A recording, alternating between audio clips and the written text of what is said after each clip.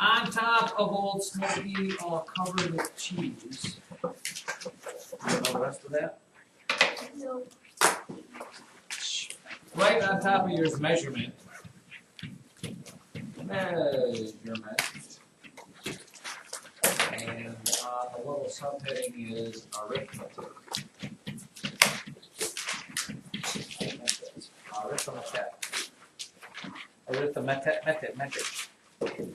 This is really kind of common sense, but we might as well talk about it since the book makes a point of doing this. If boys and girls, kids of all ages, here is where sometimes you have to sit back and think a little bit. Mrs. Stone, how are you? I was going to say, here in America, we staple on the left side of our paper. I get it all the time. Do you do that all the time? Here in America, that's fine. It's for those left-handed people, usually. Sometimes when you're in 6th grade, no names to be said, but some children just kind of don't really think about what they're doing and they just think they do it. For example, they would look at this problem and go, oh, 2 plus 12 is 14, that's my answer, and then they move on. And don't say that there's not people in here that do that, because I know there are. But you can say it. Don't say it. You can think it, I guess. First thing you have to remember is when you're talking about measurements, because we have so many, okay, you must make sure your measurements are in the same units. In other words, maybe you realize here that one is given in feet and the other one is given in inches. Now, unfortunately, this also means that you 6th graders have to use a little common sense, which, have any of your parents ever told you you don't have much of?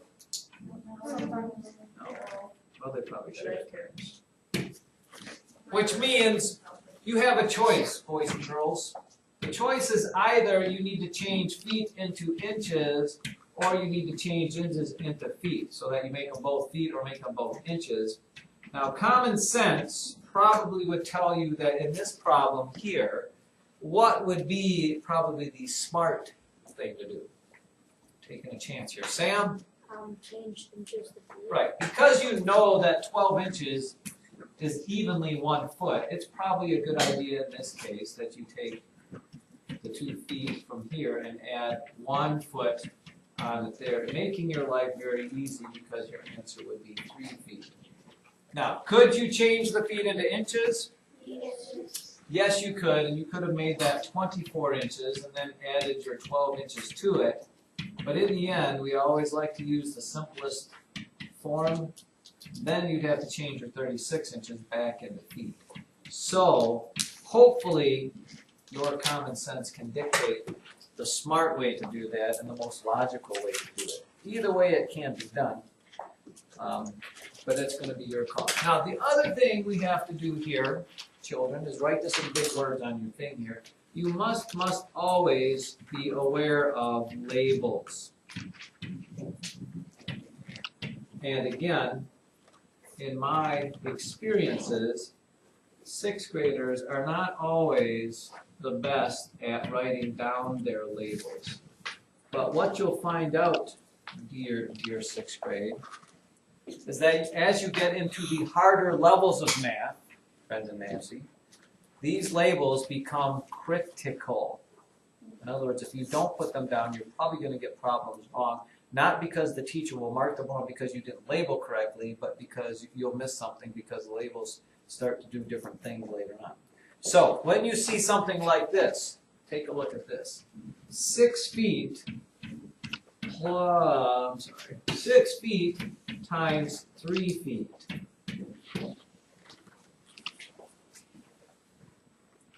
Now, if I asked you that, Connor, you would tell me the answer to that is? I'm multiplying. I am multiplying. 18. Okay, Connor says 18 feet. I think Charlie was going along those same lines, to which I will tell both Connor and Charlie that their answer is not right. Why? Because their label is not right. If you multiply 6 feet times 3 feet, yes, you do get 18, but you're also multiplying these labels together. And if you multiply feet times feet, you don't get yards, you get feet squared. Okay? Just like 2 times 2 is 2 squared, feet times feet is squared. That's why, children, you are going to have a, what's the moment, when you call it, you have an enlightening moment. I don't want the word enlightening. No, not a vision. You are having it starts with an E. Epiphany?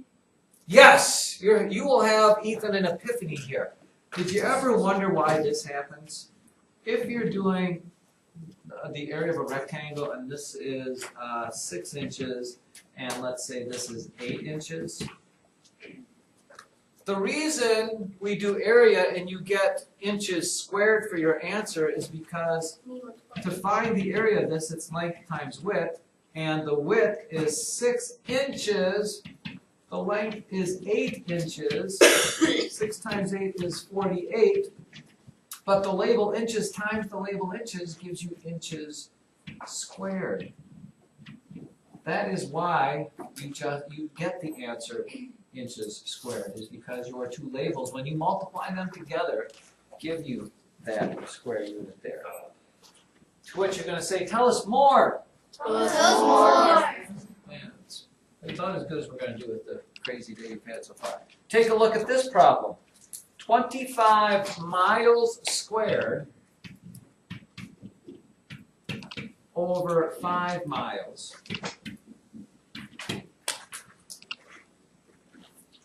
Which is really a division problem or whatever it is. It's a fraction, I guess, here. The answer to this, okay, first of all is 25 divided by 5. You're going to get 5, but we have to figure out what our label is now. And what you have to remember is, you remember back in the day when you prime factorized things and you had this over this and you could cross off the 2's and whatever. Wait, I should do one more 2. And you ended up with 3. Well, the same thing is true with labels. What does miles squared mean? But you have miles times miles. We just talked about that. I have 1 mile on top as a label. It crosses off with 1 mile on the bottom as a label. And you're left with 1 mile that didn't cross off with anything. So your answer keeps that thing in miles. Labels are just like numbers in that you can multiply them together and get square units. And you can also divide them and get rid of one of the labels if they have multiple labels. Another epiphany moment. One more thing. Check this out. 300 miles over 10 gallons.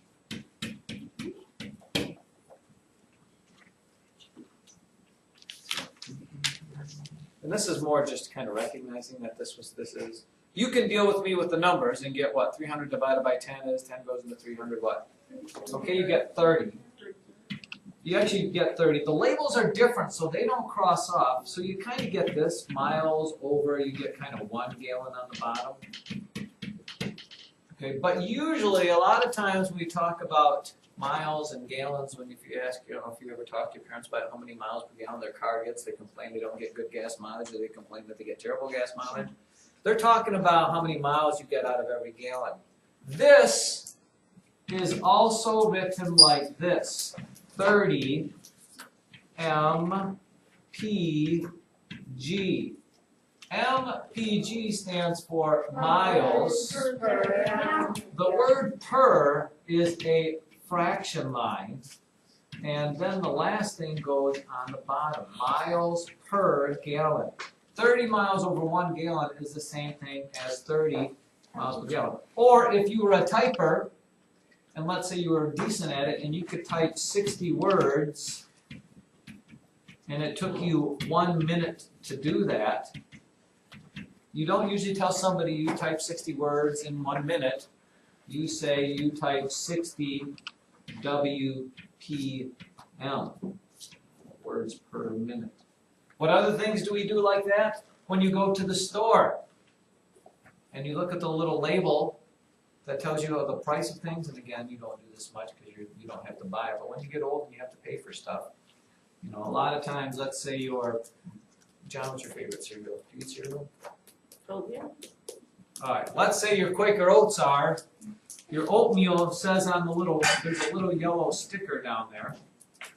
Okay, and it says you get, it is 55 cents over 1 ounce. Usually we say that is 55 cents per ounce.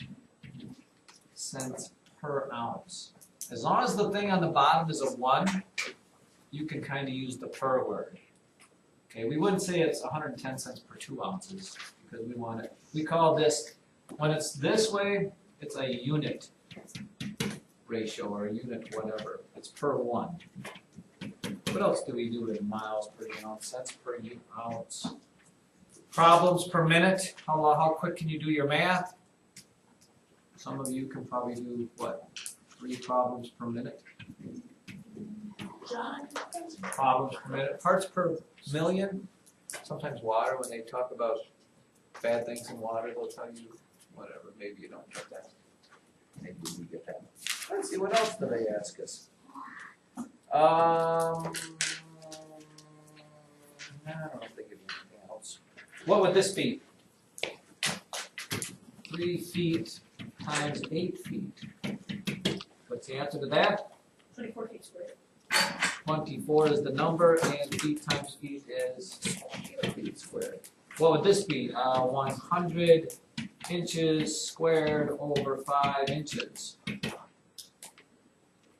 20 inches. Just 20 inches, because this is inches times inches, and one of those will cross off with one of the bottom ones. Yeah, okay.